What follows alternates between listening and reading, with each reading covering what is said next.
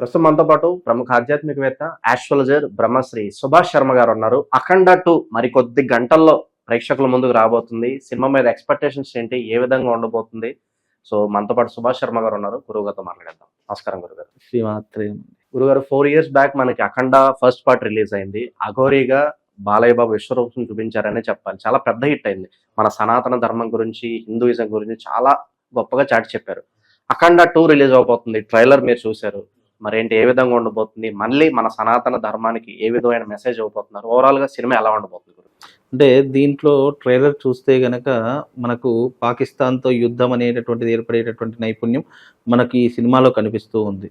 అలాగే దుష్ట శక్తుల యొక్క ప్రభావం వల్ల కూడా ఎన్నో రకాలైన అనర్థాలు జరిగేటటువంటి పరిస్థితులు కూడా మనకి ఈ సినిమాలో ట్రైలర్ రూపంలో కనిపిస్తుంది. ఇంకా సినిమా రిలీజ్ కాలేదు కాబట్టి ట్రైలర్ మీద ఉంటున్నటువంటి అంచనా ప్రకారం మనకు కనిపిస్తూ ఉంది. నిజానికి అంటే ఇలాంటి సినిమాలు మనకు రావడం అనేటటువంటి నిజంగా అదృష్టం. ఎందుకంటే సనాతన ధర్మం యొక్క విలువలు దీని ద్వారా అయినా 10 మందికి తెలిసేటటువంటి ఆస్కారము, భక్తి భావన పెంచేటటువంటి ఆస్కారము కొన్ని సినిమాల ద్వారా కొంతమంది మీద ప్రభావం చూపించేటటువంటి అవకాశాలు కూడా మనకు కనిపిస్తూ ఉన్నాయి.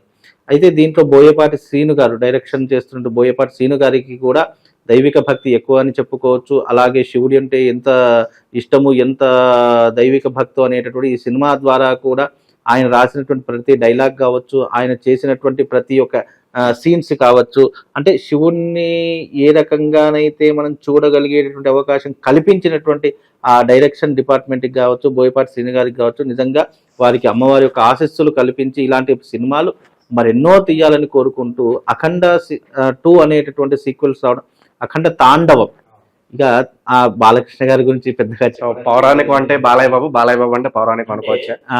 బాలయ్య బాబుకి ఏంటి అంటే ఆయన తండ్రి గారైనటువంటి ఎన్టీ రామారావు గారి యొక్క ప్రతి ఒక్క నట విశ్వరూపము ఈయన దాంట్లో అబ్బింది అని చెప్పుకోవచ్చు మొదటిగా. ఇంకోటి ఏంటంటే ఆయన చేసినటువంటి ఈ యొక్క యాక్షన్ సీన్స్ మనం చూస్తే గనక నిజంగా అంటే అఘోరీ సాంప్రదాయంలో ఉన్నటువంటి కొన్ని పద్ధతులు ఈయన పాటించి ఆ శివుడి యొక్క తత్వం గురించి ఈయన చెప్తూ మెసేజ్ ఇస్తూ ఎంతో మందిని మేల్కొల్పుతూ అంటే ఆ సనాతన ధర్మం జోలికి వస్తే ఏం చేస్తాము అనేటటువంటిది ఈయన మాటల్లో ప్రజలకు తెలియజేసేటటువంటి అంశాలు ఎన్నో రకాలుగా అంటే తన డైలాగ్స్ రూపంలో ఎంతో మందికి ఒక మెసేజ్ ద్వారా ఇవ్వడం అనేటటువంటి నిజంగా మనము చాలా స్వాగతించవలసినటువంటి విషయం, చాలా ఆనందించవలసినటువంటి విషయం.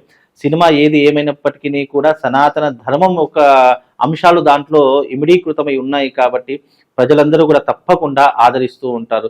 ఇక బాలయ్య బాబు ఫ్యాన్స్ అయితే ఇక చెప్పనక్కర్లేదు. ఆయన ఫైట్స్ అయినా, ఆయన డైలాగ్స్ అన్నా, లేదా ఆయన చేసే డ్యాన్స్ అయినా చాలా మంది ఎన్నో రకాలుగా అభిమానించే వాళ్ళు చాలా మంది ఉన్నారు. నిజానికి ఈ తరుణంలో కూడా ఆయన సినిమాలు ఏపీలో 500 రోజులు 250 రోజులు కూడా నడుస్తున్నాయి అని అంటే, నేను ఈ మధ్యకాలంలో ఏపీకి వెళ్ళినప్పుడు ఒక పోస్టర్ చూశాను, లెజెండ్ సినిమా 500 రోజులు అని చెప్పి. నిజంగా నేనే ఆశ్చర్యపోయి ఈ రోజుల్లో కూడా సినిమా థియేటర్లో ఆయన పోస్టర్ 500 రోజులు ఆడడం అంటే నాట్ ఏ జోక్ అండి. అంటే అంత అభిమానులు సంపాదించుకున్నటువంటి ఒక గొప్ప మహోన్నతమైనటువంటి వ్యక్తి మన బాలకృష్ణ గారు.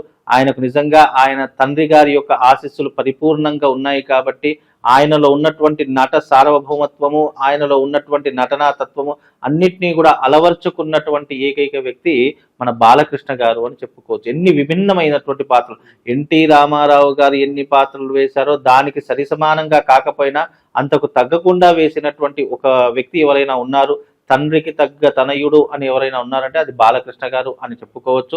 అంటే నటనకు మరొక పేరు బాలకృష్ణ అని చెప్పుకోవచ్చు. అంటే ఆయనకున్నటువంటి తరహాలో, ఆయనకున్నటువంటి ఒక బౌండరీలో ఆయనకంటూ ఒక ప్రత్యేకమైనటువంటి స్థానాన్ని సంపాదించుకొని కొన్ని లక్షలాది కోట్లాది మంది యొక్క అభిమానాన్ని సంపాదించినటువంటి వ్యక్తి బాలకృష్ణ గారు.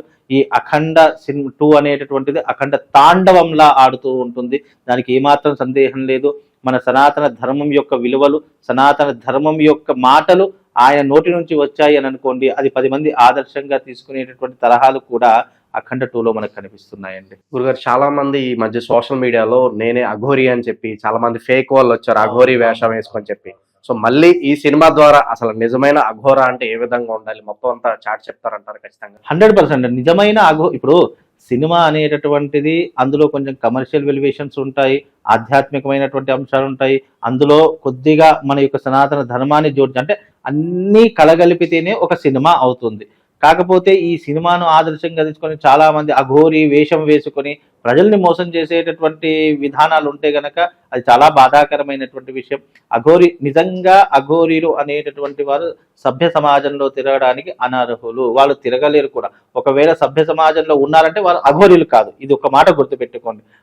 ఇప్పుడు బాలకృష్ణ గారు అఘోరీ సాంప్రదాయంలో ఎక్కడో హిమాలయాలలో ఉన్నటువంటి ఒక ప్రాంతం నుంచి ఆయన సమాజంలోకి రావడం అనేది అది సినిమాకు తగ్గటువంటి వెలివేషన్ తప్ప ఇక్కడ నిజమైనటువంటి అఘోరీలు ఈ సమాజంలోకి రాలేరు. ఎందుకు మీన్స్ వాళ్ళకు ఈ యొక్క సమాజంలో ఉన్నటువంటి పరిస్థితులు కావచ్చు, ఈ సమాజంలో ఉన్నటువంటి వాతావరణ వ్యవహారాలు కావచ్చు, వాళ్ళకు అంతగా తెలియదు, అంతలా ఇమిడీకృతం కాలేనటువంటి సంఘటనలు వాళ్ళకు చాలా మట్టుకు ఉంటూ ఉంటాయి. కనుక ఈ అఘోరీ సాంప్రదాయం అనేటటువంటిది కేవలం హిమాలయాల్లో ఉన్నటువంటి వాళ్ళు, లేదు అని అంటే గనక నిర్మానుష్యమైనటువంటి ప్రదేశంలో సంచరించే వాళ్ళు అఘోరీలు ఉంటారు తప్ప, అంటే మానవుడితో ఏ సంబంధం లేనటువంటి వ్యక్తులు ఎవరైతే వాళ్ళు అఘోరీ సాంప్రదాయాన్ని పాటిస్తున్నారు. వాళ్ళకు శివుడే దేవుడు, శివుడే సర్వస్వము, శివుడే తండ్రి, శివుడే తల్లి, అన్ని సర్వం శివమయమైనటువంటి వాళ్ళే అఘోరీలుగా మనకు ప్రసిద్ధి చెందుతారు తప్ప ఈ సభ్య సమాజంలోకి వచ్చి నేను పూజలు చేస్తాను, నేను యజ్ఞయాగాదులు చేస్తాను, నీకు ఆరోగ్యం చేస్తాను, ఇది చేస్తాను, అది చేస్తాను అన్నటువంటి వాళ్ళు అఘోరీలు కాదు. ఒకవేళ అఘోరీలు చూసిన మన సమస్య ఎదురుతో మనం వాళ్ళ దగ్గరికి వెళ్ళాలి తప్ప వాళ్ళు మన దగ్గరికి వస్తే వాళ్ళు నిజమైనటువంటి అఘోరీలు కాదని గుర్తించాలి. అలాగే ఈ అఖండ 2లో బాలకృష్ణ గారు ఒక అఘోరీ వేషంలో వేసుకొని ఎన్నో రకాలైన ధర్మ బోధనలు చేశారు. అంటే ఆ సినిమాకు కావాల్సినటువంటి ధర్మ బోధనలు చేసి ఎన్నో రకాల ఆధ్యాత్మికమైనటువంటి అంశాలను తెలియజేశారు. కాబట్టి నిజంగా అఖండ 2 అనేటటువంటిది బాలకృష్ణ గారి కెరియర్లో ఇది పెద్ద బిగ్గెస్ట్ హిట్ అవుతుందని చెప్పుకోవచ్చు. ఆయనకి ఎన్నో సినిమాలు ఉన్నాయి, దానికి ధీటుగా ఈ అఖండ 2 కూడా, అఖండ 1 ఏ రకంగా విజయవంతమైందో అఖండ 2 కూడా అదే రకమైనటువంటి సక్సెస్ ని సాధించి ఎంతో మంది ప్రజల గుండెల్లో ఇది ఒక ఆధ్యాత్మిక చిత్రంగా చిత్రీకరించబడుతుందండి. గురుగారు చాలా కొన్ని పోర్షన్స్ సినిమాలో కుంభమేళలో షూట్ చేయడం జరిగింది. ఆ టైంలో మీరు కూడా అక్కడే ఉన్నారు. అవును. సో ఎలా ఉండబోతుంది ఆ సీక్వెన్స్ పర్టికులర్ గా మీరు కూడా చూడడం జరిగింది? 100%. అంటే నేను ఈ షూటింగ్ జరుగుతున్నప్పుడు కుంభమేళలో అక్కడే ఉన్నాను. అక్కడ బోయపాటి శ్రీను గారిని కూడా కలవడం జరిగింది. ఆయన గుర్తుందో లేదో తెలియదు కానీ ఆయన కలవడం జరిగింది. అక్కడ ఉన్నటువంటి కొంతమంది కథానాయకుల్ని కూడా కలవడం జరిగింది. నిజంగా అంటే మన సినిమా చూస్తున్న ఇంట్రెస్ట్ షూటింగ్ చూస్తే ఉండదండి, దానికే ఉంటుంది. అది ఒక బిట్ తీయాలి అని అంటే, ఒక సీన్ తీయాలి అంటే దాదాపుగా 3-4 గంటల కష్టం వాళ్ళ దాంట్లో నేను చూశానండి. నిజంగా అది చాలా, మన సినిమా ఏదో 2.5 గంటల్లో చూస్తాం కానీ సినిమా వెనక ఉన్నటువంటి కష్టము, సినిమా వెనక ఉన్నటువంటి ఈ యొక్క అధిక భారము, మన ఒత్తిడి, ఇవన్నీ కూడా నిజంగా వర్ణనాతీతమైనటువంటి. మనం ఏదో ఒక షో చూస్తామో లేదా ఒక సినిమా చూస్తామో 2.5 గంటల పాటు చూస్తాం, కానీ వాళ్ళు కొన్ని నెలల పాటు, సంవత్సరాల పాటు కష్టపడి 2.5 గంటలు కుదించి ఒక సినిమా తీస్తారు. ఆ కుంభమేళలో వాళ్ళు పడ్డ కష్టం ఉంది చూశారు, అబ్బా వర్ణనాతీతమైనటువంటి కష్టం ఉంది. అంతటి ఆ చలిలో నిజంగా ఆ కుంభమేళ జరుగుతున్న సంవత్సరం, ఇప్పటికీ సంవత్సర కాలం గడిచింది. పోయిన సంవత్సరం ఆ కుంభమేళలో నిజంగా చట్టని చలిలో 0 degrees అండి. నిజంగా ఆ చలిలో ఇట్లా మంచు కురుస్తుంది. ఆ చలిలో వాళ్ళు షూటింగ్ చేయడం అనేటటువంటిది, అక్కడ అంతమంది కుంభమేళలో వచ్చినటువంటి పబ్లిక్లందరినీ కూడా కంట్రోలింగ్ చేయడము, అక్కడ షూటింగ్ చేయడం అనేది నిజంగా అది చాలా అద్భుతమైనటువంటి దృశ్యాలు. అక్కడ చూస్తున్నటువంటి అంశాలు కావచ్చు, మనకు ఆ సినిమాలో కనిపించే ప్రతి కుంభమేళ యొక్క ప్రతి అంశం కూడా నిజమైనటువంటి దృశ్యంగా మనం ఈ సినిమాలో చూసేటటువంటి అవకాశం కలుగుతుందండి. నిజంగా కుంభమేళ అనేటటువంటి, ఇప్పుడు అఖండ అనేటటువంటిది శివుడికి సంబంధించినటువంటి ఒక ఆధ్యాత్మికమైనటువంటి చిత్రంగా మనం చూసుకుంటుంటాం. దీంట్లో ఆధ్యాత్మికతో పాటు కమర్షియల్ వెలివేషన్స్ కూడా రంగరించి దీన్ని ఒక సినిమాగా రూపొందించినటువంటి బోయపాటి శ్రీను గారికి కూడా నిజంగా ఈ సినిమా అఖండ విజయం సాధించాలి. అలాగే ఆయనకున్నటువంటి ఆలోచన దృక్పథానికి కావచ్చు, ఆయనకున్నటువంటి భక్తి భావన కావచ్చు, ఆయన మనసులో ఉన్నటువంటి మాటలు కావచ్చు, ఒక సినిమా తరంగా మనకు అందించేటటువంటి ప్రయత్నం చేశారు. ఇంకా బోయపాటి శ్రీను గారు, బాలకృష్ణ గారు కలిసి ఇంకా మరెన్నో సినిమాలు తీయాలి. కొంతమంది దర్శకులు ఉన్నారు, గర్వం తలకెక్కితే దేవుణ్ణే విమర్శించే వాళ్ళు కూడా నిజానికి చాలా మట్టుకున్నారు. గర్వం తలకెక్కితే ప్రజలు ఎలా అనగదొక్కాలో ఆ రకమైనటువంటి తరహాలో అనగదొక్కేటటువంటి ప్రయత్నం కూడా ప్రజలు చేస్తారు. అంటే భగవంతుడు నడిపించేవాడని నమ్మితేనే మనం ఇంత దూరం వచ్చాము.